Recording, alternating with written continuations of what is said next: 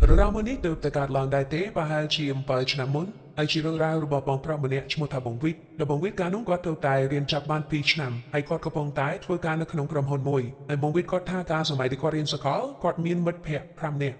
รวมถึงกอดตีระแต่เอาพรำเนี่ยไอพรำเนี่ยกอดนั่นคือสนุกสนานในคณีนะคนได้ตั้งที่เรียนจากเมาส์อัลเซอร์บานจูคณีตียูบานจูมาดองได้ซาแต่เปเวลียได้ทำมันเซอร์เจียแต่ในโดยคณียังบานแต่จูคณียูมาดองตีคนได้สับแต่ใครมวยขนมจุ่มเอามัดเพะกอดต่างพรำเนี่ยนั่นน่ะมีนบองพระมเนี่ยชมทบงดีไอบงดีนั้นกอดมีนกลุ่มร้องทานหนึ่งบัวไอกอดบัวในวัดมวยได้ในไอคายป่ามากอดนะจังบงดีนั้นกอดมาปลากอดมีนเอาบงวิทย์จมวยนุ่งมัดแพะเซ็งแต่เราไปบงวิทย์จมวยนุ่งมัดแพะเซ็งหรือแบบนั้นกอดช่างปฏิสัตก็วิอัดบานได้ธรรมดามัดแพะสนับสนุนบัวถึงบัวจังเถิดตายแต่โจรวมเถิดแต่ตัวมืออย่างนั้นก็บานทอดรูจุ่มครีมมาปองจังนะจังบงวิทย์นั้นกอดกระสัวเถิดทางไงหน้าได้บงดีนั้นกอดบัวไอบงดีกอดกับปรับไงปรับคายจังแต่ไอหดดอลมุนไงได้บงดีบัวมาไง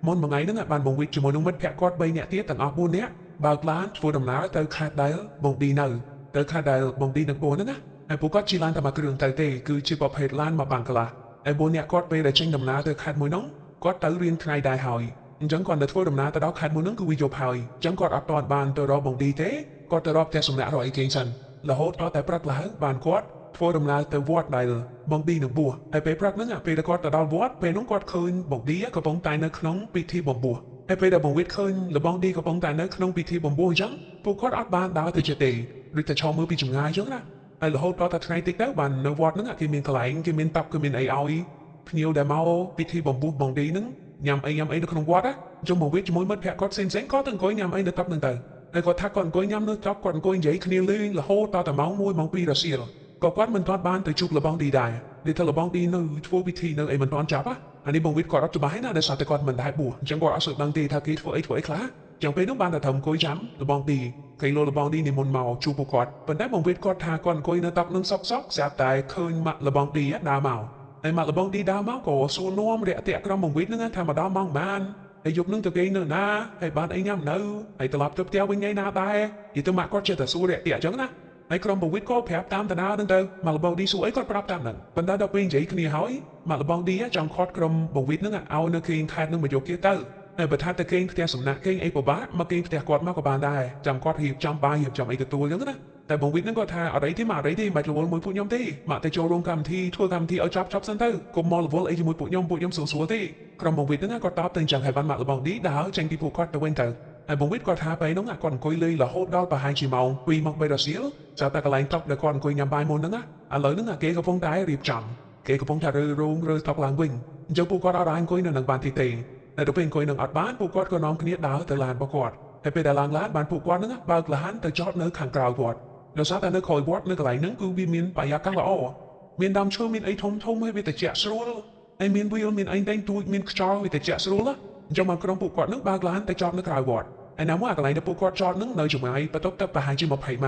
จังจังโจประตูตะไอ้วิสรู้ละอินจูผู้กอดก็แต่จอดล้านเนื้อกราวนั่งแต่ให้น้องเกรียงคุยจำละบองดีนักขนมล้านนะเยอะตั้งปีมาพิธีบอมบูนั่งบ้านเคยละบองดีแต่ปีจุ่มไอ้ดีเอาตอนบ้านเตยจูบเตยใหญ่เระแต่ไอ้คือมันตอนดีไอ้กอดเห็นโจตะจูบะจะว่าแต่ทำคุยจำน้ำมุกนึงไอ้บวิทย์กอดหักกระดมปูกอดบุญเนี่ยไปน้องว่าอันมีหน้าในขนมลานดีคือน้องเกรียมมาเก่งในขังกราวลานโดยสารตะชาววิตเชียแต่อมลองไปแต่กอดมาเก่งในกราวลานใหญ่ขณีตะเวนตะเมาจะตูซับพองไอ้พองนึงบ้านฟัวปูกอดตังบุญเนี่ยเก่งลุในข่อยลานนึงมาทางก็มันดังวิตชาวการวิตเชียสู้ไปยังจังเก่งในข่อยลานนึงรอยไอ้บวิทย์กอดหักกอดเก่งลุแบบนึงละโหดต่อแต่เมาพรำละงีบานกอดดังโคลนเมาไอ้ไปกอดดังโคลนกอดเนื้อเมาโคยเมาบานมีนมัดแพะมันเนี่ยปีเนี่ยตีกอดเนื้อมาได้ไอ้มัดแพะกอดเนื้อเมาก็น้องคนนี้ละอ้วถ้าให้ไอ้ก็จูไหม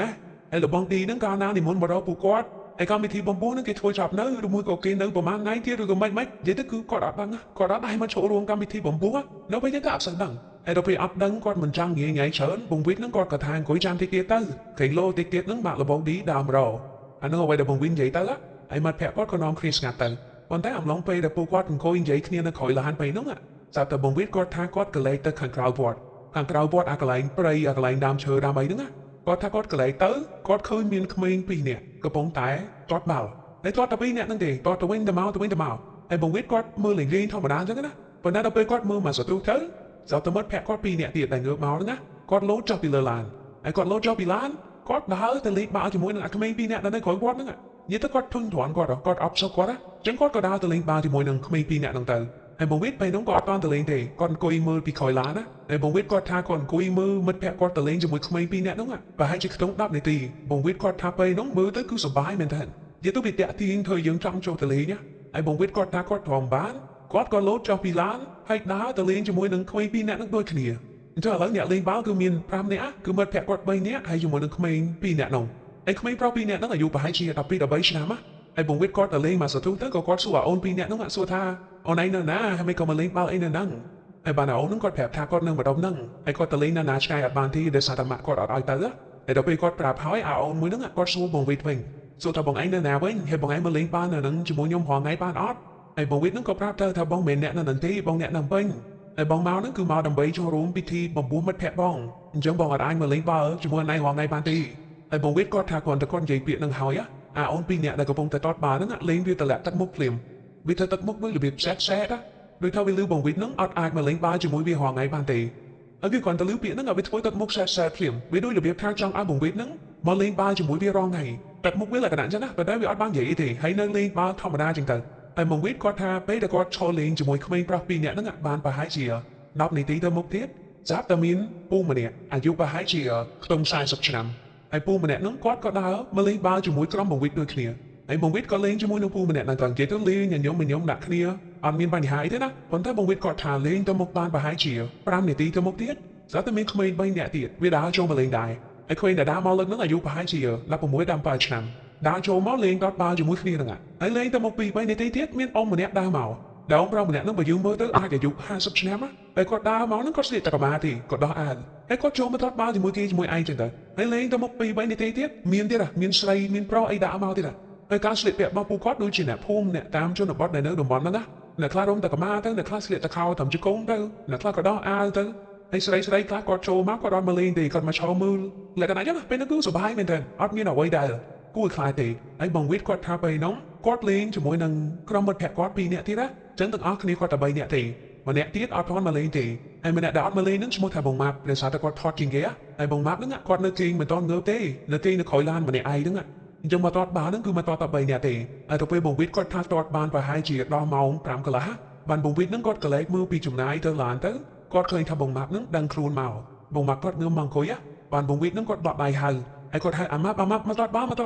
នមកសុំមកកលូមកសុំមកអីខ្លះចុះមកយីទៅគាត់ហៅមិត្តភក្តិមកលេងប៉ុន្តែបងម៉ាប់គាត់ធ្វើទឹកមុខនៅរបៀបអត់ចាប់អារម្មណ៍សោះគាត់ដូចខ្ជិលលេងអញ្ចឹងណាដែលសារតែគាត់អ៊ីងថតជាងគេគាត់ពិបាកតបបាជាងគេអញ្ចឹងគាត់ងើបបដាគាត់ស្នាបដាគាត់ងុយគេងបដាហើយគាត់ចុះពីកតុយឡានមកបានគាត់ដើរសម្ដៅមករកក្រុមបងវិតដែលកំពុងតែលេងបាល់ហ្នឹងហើយបងម៉ាប់ពេលដែលគាត់ដើរមកដល់គាត់លេងបាល់ជាមួយគេពិតមែនប៉ុន្តែគាត់លេងបែបខ្ជិលគាត់លេងបែបលក្ខណៈថាតតបាល់ឲ្យគេរើសគេតតបាល់ឲ្យគាត់ស្រួលលេងគាត់តតខ្វេតតឆាប់តតទៅណាទៅណីស៊ីអញ្ចឹងទៅរបៀបមនុស្សខ្ជិលលេងមនុស្សមិនយកចិត្តទុកដាក់អញ្ចឹងណាហើយគាត់តតចោលតតអីបែបហ្នឹងរហូតតតែអ្នកភូមិដែលលេងនៅម្ដុំហ្នឹងគេមើលមុខបងម៉ាប់និយាយថាបងម៉ាប់នឹងមកលេងបាល់លេងរបៀបដូចអត់ចង់លេងសោះមិនដឹងជាលេងរបៀបស្អីអញ្ចឹងណាតែបងម៉ាប់គាត់លេងតែមកផ្លែទេហើយគាត់ក៏ដើរចេញពីកន្លែងតតបាល់ហ្នឹងទៅហើយគាត់ដើរសំដៅចូលទៅក្នុងព្រៃហើយគាត់ដើរបត់ចូលទៅក្នុងព្រៃដើម្បីបត់ជិងតោគឺនៅបរិវេណខលវត្តហ្នឹងគឺសិតតែព្រៃមានដើមឈើមានអីចឹងទៅកន្លែងដែលគាត់លេងបាល់ហ្នឹងគឺវានៅម្ដុំយើងអញ្ចឹងបងម៉ាប់ហ្នឹងគាត់ក៏ដើរចូលទៅក្នុងព្រៃនោមតាមធម្មតាចឹងទៅគ្មានពីណាខ្វល់ពីគាត់ទេប៉ុន្តែបងវិតគាត់ថាពេលដែលគាត់កំពុងតែលេងបាល់ហើយភ្នែកគាត់នេះសម្លឹងទៅកន្លែងដែលបងម៉ាប់ចូលទៅមុនហ្នឹងហើយបងម៉ាប់គាត់ចេញមកវិញនេះបងម៉ាប់គាត់ស្ងាត់គាត់ដើរបដាគាត់ស្ងាត់បដាប៉ុន្តែបងវិតគាត់ថាបើសិនជាបងម៉ាប់គាត់ស្ងាត់ធម្មតាអាហ្នឹងអត់មានអ្នកណាទៅចាប់អារម្មណ៍ឬក៏ចម្លែកចិត្តអីទេប៉ុន្តែអ្វីដែលបងវិតគាត់ឃើញណាគឺបងម៉ាប់នេះគាត់ស្ងាត់ហើយមាត់គាត់ជាប់នៅហ្នឹងបងឬរបៀបថាគាត់ថាមាត់ស្ងាត់ហើយគាត់អត់បិទមាត់វិញគាត់ជាប់នៅហ្នឹងហើយគាត់ដើរធម្មតាអញ្ចឹងហើយដល់ពេលគាត់ស្ងាត់មាត់គាត់ជាប់បែបហ្នឹងប្រហែលជា4-5 វិនាទីចាប់តែបងម៉ាប់គាត់ធ្វើភ្នែកដូចរបៀបស្លើឬរបៀបមនុស្សចង់ធាំងចង់ស្ទះចង់អីម្យ៉ាងអញ្ចឹងណាហើយបានបងវិតគាត់ឃើញបែបហ្នឹងគាត់ក៏ហៅមិត្តភក្តិគាត់2នាក់ទៀតហ្នឹងបញ្ញាប់អត់រត់ទៅមើលបងម៉ាប់ហើយក៏នាំគ្នារត់ទៅមើលបងម៉ាប់ទៅគ្រាបងម៉ាប់តែអង្គុយនៅក្រោយឡានហើយបានពេលហ្នឹងបងម៉ាប់ដូចថាគាត់ធូរស្បើយមកវិញណាគាត់ធម្មតាមកវិញហើយគេសួរគាត់ទៅថាអីថៃហើយមិញធ្វើមុខស្ងាត់ដូចចង់ប្រកាច់មិនចេះនិយាយទៅម្នាក់ឃើញហើយចង់ភ័យស្មានតែគាត់ស្ងើហើយគាត់ស្ទះប្រកាច់នៅក្នុងធ្វើម៉េចទៅអញ្ចឹងគេសួរតែដល់ពេលសួរទៅបងម៉ាប់គាត់ថាអត់អីទេគាត់មិញគាត់ស្ងាត់ធម្មតាអត់មានអីទេហើយដល់ពេលមកវិតលឺយកគឺហួសចិត្តមែនតើ ស្ងាត់ធម្មតាហេតុអីចាំបាច់ធ្វើភ្នែកស្លឺអញ្ចឹងណាតែដល់ពេលសួរគាត់គាត់និយាយមកអត់អីចឹងទៅក៏ម្នាក់អត់មានខលពីគាត់ទៀតដែរយមម៉ាប់នឹងគាត់ក៏ឡើងទៅលើអាផ្នែកខាងក្រោយឡានហ្នឹងហើយក៏គេនៅក្រោយឡាននឹងតាមធម្មតាតែពេលហ្នឹងបង្វិតជាមួយនឹងមិត្តភក្តិគាត់2នាក់ទៀតក៏ដើរមកតតបាល់វិញនិយាយទៅពេលហ្នឹងគឺកំពុងតែសប្បាយកំពុងតែជក់ចិត្តចឹងដើរមកតតបាល់វិញអត់មានគិតអីច្រើនទេហើយបង្វិតគាត់ថាពេលដែលគាត់ដើរមកតតបាល់លើកទី2ហ្នឹងគាត់ថាមនុស្សដែលកំពុងតែតតតាំងប្រមាណហ្នឹងគឺនៅនឹងតែប៉ុន្តែពេលហ្នឹងគឺមានបាល់ច្រើនមិនមែនបាល់តែមួយណាមាន2 3បាល់ហើយគេនាំគ្នាចែកគ្នាលេងជាក្រុមចឹងទៅហើយក្រុមបង្វិត3នាក់ហ្នឹងក៏ចូលទៅលេងជាមួយគេជាមួយឯងតាមធម្មតាប៉ុន្តែបង្វិតគាត់ថាពេលដែលគាត់កំពុងតែលេងហ្នឹងស្រាប់តែមានចង្វាក់មួយដែលគាត់ជ្រុលជើងគាត់ថាគាត់តតបាល់ដែលកំពុងតែលេងហ្នឹងខ្ទាតចូលទៅក្នុងព្រៃហើយគាត់គាត់តតខ្ទាតចូលព្រៃភ្លាមគាត់ប្រញាប់សុំទៅគេផ្លែតគាត់ថាសុំទៅចាំខ្ញុំទៅរើដោយសារតែគាត់តតខ្លាំងជាងគេតតខុសគេហ្នឹងណាយើងប្រញាប់សុំទៅគេហើយបានបង្វិតហ្នឹងគាត់ដើរចូលទៅក្នុងគុម្ពព្រៃដើម្បីទៅរើបាល់តែអំឡុងពេលដែលបង្វិតដើរចូលទៅរើបាល់ហ្នឹងបានបង្វិតគាត់សង្កេតឃើញថាអាកន្លែងដែលគាត់តតបាល់ចូលមកមុនហ្នឹងកន្លែងហ្នឹងវាមានសំណែនហើយសំណែនហ្នឹងឥឡូវកំពុងតែខ្ចាយពេញដីនិយាយទៅគឺបង្វិតតតបាល់ត្រូវសំណែនរបស់គេដែលគេយកមកសាយនៅក្រៅវត្តហើយបង្វិតគាត់តែឃើញសំណែនដែលខ្ចាយនឹងភ្លាមបង្វិតគាត់ភ័យមែនទែនវាថាគាត់អត់ដឹងថាសំណែនហ្នឹងជាសំណែនអីគេហើយគេយកមកសាយឲ្យអ្នកណានេះគឺអត់ដឹងទេតែដល់ពេលយើងទៅតតបាល់ចំហើយធ្វើឲ្យសំណែនរបស់គេខ្ចាយទៀតយើងមិនភ័យពេលនោះគាត់ថាអត់ឃើញអីទេប៉ុន្តែព្រោះសម្បល់ខ្ចាស់ហើយគាត់ឃើញខ្ចាយបែបហ្នឹងភ្លាមគាត់ប្រញាប់យកដៃគាត់ហ្នឹងកើបបាយកើបមហូបរបស់គេហ្នឹងយកទៅដាក់នៅលើសំណែនវិញយកទៅដាក់នៅលើប៉ែវិញណាតែអំឡុងពេលដែលគាត់កើបបាយមហូបរបស់គេហ្នឹងបង្វិតគាត់ថាវាមានក្លិនស្អុយមានក្លិនដូចរបៀបប្លែករបស់ដែលគេសានយូរហើយមានទឹកមានទឹកមានអីនៅនឹងពេញនិយាយទៅវាក៏ក្រែកវាគួរឲ្យខ្ពើមកប៉ុន្តែយ៉ាងណាក៏ទ្រាំធ្វើដោយសារតែគាត់ខ្លាចហើយគាត់កើបបាយគេវិញហើយបានគាត់យកធូបយកអីដែលវាលំខ្ចាយវិញហ្នឹងយកណោតឲ្យគេវិញហើយបានលោកដៃសុភ័ក្រសុំទោសសុំខមាទោសថាខ្ញុំអត់ដឹងអីទេខ្ញុំអត់មានចេតនាទេបើខ្ញុំដឹងថាមានប៉ែនហ្នឹងក៏ខ្ញុំអត់ទាត់បាល់ចូលមកដែរខ្ញុំសុំទោសខ្ញុំអត់ដឹងអីទេខ្ញុំគ្មានចេតនាទេនិយាយទៅចាស់តែនិយាយហើយនឹកឃើញអីគឺនិយាយហ្នឹងដោយសារតែពេលហ្នឹងគឺខ្លាចមែនតើណាហើយបង្វិតគាត់ថាពេលដែលគាត់កើតបាយគេស្អាតអស់ហើយបានគាត់អត់រត់ទៅយកបាល់ហើយដើរចេញពីព្រៃហ្នឹងមកវិញប៉ុន្តែអាចចង្វាក់ដែលគាត់ដើរចេញពីព្រៃមកវិញហ្នឹងគាត់សង្កេតឃើញកន្លែងដែលគេទាត់បាល់មុនហ្នឹងឥឡូវហ្នឹងអត់មានមនុស្សសំបីតែម្នាក់គឺមានតែមិត្តភក្តិគាត់2នាក់កំពុងតែឈរទាត់បាល់នៅតែមិត្តភក្តិគាត់2នាក់ហ្នឹងអ្នកធំអាអូលតូ2នាក់មុនហ្នឹងឬក៏មនុស្សស្រីមនុស្សប្រុសឬក៏ចាស់ក្មេងតែប្រហែលតែគាត់ឃើញមុនហ្នឹងឥឡូវគឺបាក់ឆឹងឃើញតែមិត្តភក្តិគាត់2នាក់គាត់ហើយអ្វីដែលវាកាន់តែព្រឿសបល់ជាងនឹងទៀតបងវិតគាត់ថាអាបាល់ដែលគាត់ចូលទៅរើសហើយគាត់កាន់នៅដៃឥឡូវហ្នឹងវាមិនមែនជាបាល់ទេវាគឺជាផ្លែដូងចាស់មកផ្លែដែលគេយកមកសែងគេយកមកធ្វើអីនៅក្រោយវត្តហ្នឹងឥឡូវហ្នឹងបងវិតគាត់កាន់ផ្លែដូងមកផ្លែហ្នឹងហើយគាត់ឃើញចឹងគាត់ប្រញាប់ទៅលាក់ផ្លែដូងមកផ្លែហ្នឹងចង់ទៅហើយគាត់ស្រែកហៅមិត្តភក្តិគាត់2នាក់ដែលកំពុងតែទាត់បាល់ណាហៅមកកន្លែងឡានវិញគាត់ថាមកជប់លេងមកហើយពេលនោះមិត្តភក្តិគាត់ដូចថាមិនទាន់ចង់ជប់លេងទេដូចថាគាត់ធ្វើទឹកមុខឆ្ងល់សិនណាតែហេតុអីបងវិតនឹងស្រែកដូចរបៀបប្រញាប់ដូចរបៀបភ័យហើយតែមួយមិត្តភក្តិគាត់កំពុងតែចាំបងវិតរើសបាល់មកលេងតប៉ុន្តែបងវិតចាញ់មកលេងស្រែកចឹងទៅគាត់ធ្វើទឹកមុខវាឆ្ងល់តែមិត្តភក្តិគាត់នឹងគាត់ដើរមករកឡានតាមអ្វីដែលបងវិតហៅមុនហ្នឹងហើយដល់ពេលពួកគាត់3នាក់ដើរមកដល់ឡានហើយបានបងវិតនេះហៅមិត្តភក្តិគាត់2នាក់នោះងាកទៅក្រោយមើលម្ដងទៀតមើលហើយមិត្តភក្តិគាត់នៅលើចឹងងាកទៅមើលភ្លាមហើយគាត់ទៅងាកមើលហើយមិត្តភក្តិគាត់2នាក់នោះធ្វើទឹកមុខភ័យចាក់ស្រុតមែនតើដោយសារតែគាត់ថាមុនហ្នឹងពេលដែលគាត់ឈរចាំបង្វិតទៅយកបាល់នៅក្នុងព្រៃមិត្តភក្តិគាត់2នាក់ហ្នឹងថាឃើញមនុស្សកំពុងតែទាត់បាល់ពេញហ្នឹងហើយលឺសំឡេងមនុស្សលឺសំឡេងអីដូចរបៀបមានមនុស្សច្រើនណាតែគាត់ទៅដើរមកដល់ឡានហើយបង្វិតឲ្យងាកទៅមើលម្ដងទៀតឥឡូវហ្នឹងគឺស្ងាត់ជ្រាបហើយរកតែមនុស្សម្នាក់ក៏គ្មានដែរហើយមិនធំតែរកមនុស្សអត់បានទេណារកបាល់មួយក៏មិនបានដែរឥឡូវហ្នឹងងាកទៅឃើញតែវាហើយនឹងផ្លែដូងខ្ញុំមានន័យថា3នាក់គាត់មុនហ្នឹងគឺទាត់ផ្លែដូងហើយអ្នកដែលគាត់ទាត់ជាមួយហ្នឹងក៏មិនមែនមនុស្សដែរដោយសារតែគ្មានមនុស្សណារត់លឿនដល់ថ្នាក់ហ្នឹងទេពីព្រោះមិត្តភក្តិបងវិតគាត់តែដើរពីកន្លែងទាត់បាល់មកដល់ឡានហើយងាកទៅម្ដងទៀតបាត់មនុស្សអស់ហ្នឹងអញ្ចឹងមនុស្សដែលគាត់ឃើញតាំងប្រមាណហ្នឹងមិនមែនមនុស្សទេគឺជាវិញ្ញាណដែលនៅក្រោយគាត់ហ្នឹងអញ្ចឹងពេលនោះ3នាក់គាត់អត់ភ័យមែនតើប្រញាប់ងាកមកមើលបងម៉ាប់ដែលកំពុងតែទេនៅលើឡានហ្នឹងប៉ុន្តែពេលដែល3នាក់គាត់ងាកទៅមើលបងម៉ាប់គាត់ថាសភាពបងម៉ាប់ពេលនោះឡើងទាំងគឺគាត់ថាមាត់ឲ្យភ្នែកគាត់នេះឡើងស្លើហើយនឹងជាប់ទាំងបែបហ្នឹងភ្នែកក៏បើកមាត់ក៏បើកហើយបានពួកគាត់ប្រញាប់នាំគ្នារួនបងម៉ាប់ណាស់បងម៉ាប់ទៅតែដែរយ៉ាងណាក៏ដាស់មិនងើបដែរហើយបានពេលនោះបងវិតគាត់សង្កេតមើលឲ្យមែនតាំងទៅគាត់ថាបងម៉ាប់ហ្នឹងដូចគេងស្លាប់ចឹងពីពួកគាត់គេងស្ងៀមគាត់ដូចអត់មានអង្គើអត់មានដកដង្ហើមសោះហើយបានម្នាក់នាំគ្នាទៅមើលដង្ហើមយកដៃស្ទាបដង្ហើមស្ទាបអីទៅគឺបងម៉ាប់ហ្នឹងស្លាប់ពិតមែនអានោះហ្នឹងបងម៉ាប់អត់ដកដង្ហើមទេតែបងវិតគាត់ថាពេលហ្នឹងដូចថាគាត់មិនទាន់អស់ចិត្តទោះបីជាដឹងថាបងម៉ាប់លេងដកដង្ហើមក៏នាំគ្នានឹកបងម៉ាប់ទៅពេទ្យដែរទៅពេទ្យឲ្យអស់ចិត្តសិនឲ្យពេទ្យមើលសិនណាតែដល់ពេលបងវិតនឹកបងម៉ាប់ទៅដល់ពេទ្យគឺពេទ្យគេប្រាប់មកដូចអ្វីដែលគាត់ឃើញចឹង គឺពេទ្យគេប្រាប់ថាបងម៉ាប់នឹងស្លាប់បាត់ហើយស្លាប់ប្រហែលជា10-20នាទីមុនណានិយាយទៅបងម៉ាប់គាត់គេងស្លាប់តាំងនៅវត្តហើយគាត់គេងស្លាប់នៅលើឡានគ្មានពីណាដឹងណាដោយសារតែពេលហ្នឹងគេម្នាក់កំពុងតលេងបាល់ហើយសភាពដែលគាត់ស្លាប់វាកាន់តែចម្លែកទៀតគឺគាត់ស្លាប់ទាំង5មាត់ហើយភ្នែកគាត់ហ្នឹងក៏បើកដែរប៉ុន្តែបើកលក្ខណៈស្លឺលក្ខណៈកាំងណាហើយគាត់អញ្ចឹងទៅម្នាក់បញ្ញាផ្ដល់ដំណឹងនឹងទៅដល់ខាងសាច់ញាតិបងម៉ាប់ទៅហើយបានយកមួយហ្នឹងគឺអាញ៉ាយមែនតើនិយាយថាមកអត់មានអីសោះមកចូលរួមពិធីបំពោះមិត្តភក្តិគាត់របស់ឌីហ្នឹងណាតែដល់ពេលឥឡូវវាទៅជាមានមនុស្សស្លាប់យកគ្រប់យ៉ាងគឺវាផ្លាស់ប្ដូរហ្មងតែថាមកសបាយមកលេងមកជុំគ្នាម្ដងឥឡូវវាទៅជារឿងចឹងហើយបានគាត់មកគេបញ្ជូនសាកសពបងម៉ាក់ហ្នឹងទៅខាងសាច់ញាតិទៅហើយបានខាងសាច់ញាតិបងម៉ាក់ហ្នឹងគេធ្វើពិធីបុណ្យសពហើយបងវិទ្យជាមួយមិត្តភក្តិគាត់ក៏ទៅចូលរួមពិធីបុណ្យសពរបស់បងម៉ាក់ដូចគ្នាហើយពេលដែលគាត់ទៅចូលរួមពិធីបុណ្យសពបងម៉ាក់ហ្នឹងបានគាត់ទទួលដំណឹងពីខាងសាច់ញាតិបងម៉ាក់គឺខាងម៉ាក់បងម៉ាក់ហ្នឹងសួរក្រុមបងវិទ្យថានាំបងម៉ាក់ទៅធ្វើអីហើយឲ្យបងម៉ាក់ញ៉ាំអីហេតុអីក៏បងម៉ាក់ស្លាប់បែបហ្នឹងហើយបងវិទ្យគាត់ប្រាប់តាមតាទៅគាត់ថាទៅវត្តទៅចូលរួមពិធីបំពោះមិត្តភក្តិនៅខេត្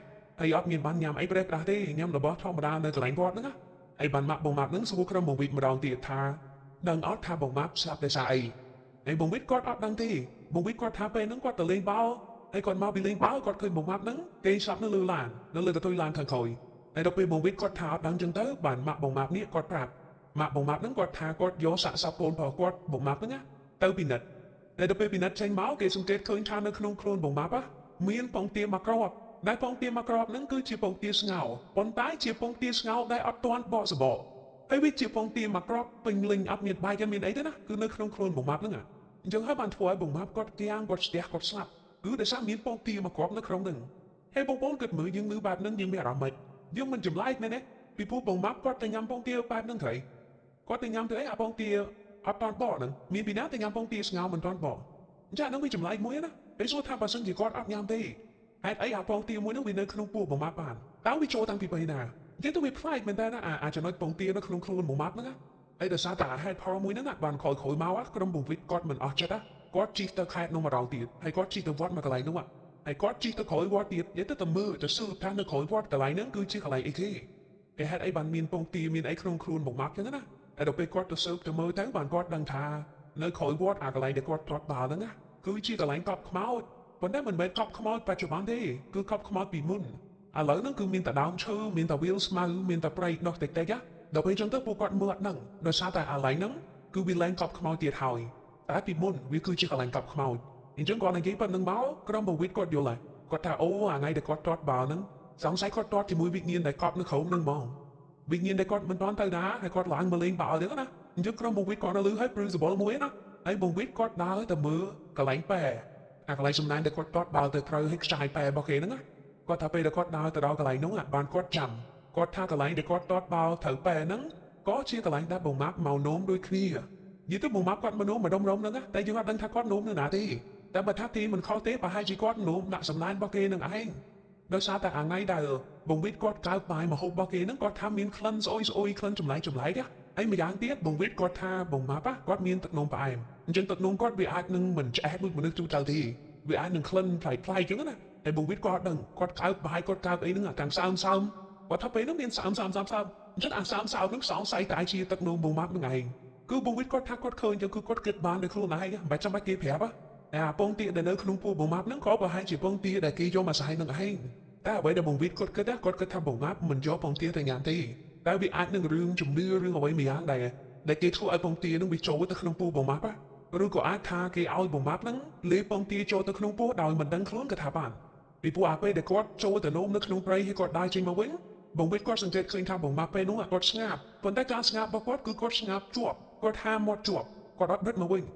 ញមាត់ជាប់ឡើងមកសតុអញ្ចឹងអាពេលដែលគាត់ហាមាត់ជាប់ហ្នឹងខ្ញុំគិតថាពេលនោះគឺជាពេលដែលគាត់លេបពងទាចូលទៅក្នុងពោះហើយមិនដឹងទេថាគាត់លេបដោយដឹងខ្លួនឬមកក៏មិនដឹងខ្លួនអានេះយើងអត់ច្បាស់ទេអត់មានអ្នកណាឃើញហេតុការណ៍ទេតែអ្វីដែលគេដឹងគឺនៅក្នុងពោះបងម៉ាប់មានពងទាមួយគ្រាប់ដែលមិនទាន់បកស្បកអញ្ចឹងបងប្អូនគិតមើលថាហេតុអីមានពងទានៅក្នុងខ្លួនគាត់តើគាត់លេបទៅខ្លួនឯងឬមកក៏មានអ្វីម្យ៉ាងជប់អាពងទានឹងចូលទៅក្នុងខ្លួនគាត់ឬក៏មិនអានឹងបងប្អូនជួយគិតទៅដល់គ្នាពីព្រោះបងម៉ាប់គាត់បានទៅនោមដាក់សំណែនរបស់គេហើយការទៅនោមដាក់សំណែនរបស់គេហ្នឹងមិនដឹងថាគាត់តាំងចិត្តឬមកក៏គាត់មើលអត់ឃើញឬមកក៏មិនយកអត់ដឹងទេដែលសតទៅពេលហ្នឹងបងវិទ្យគាត់កំពុងតែទាត់បាល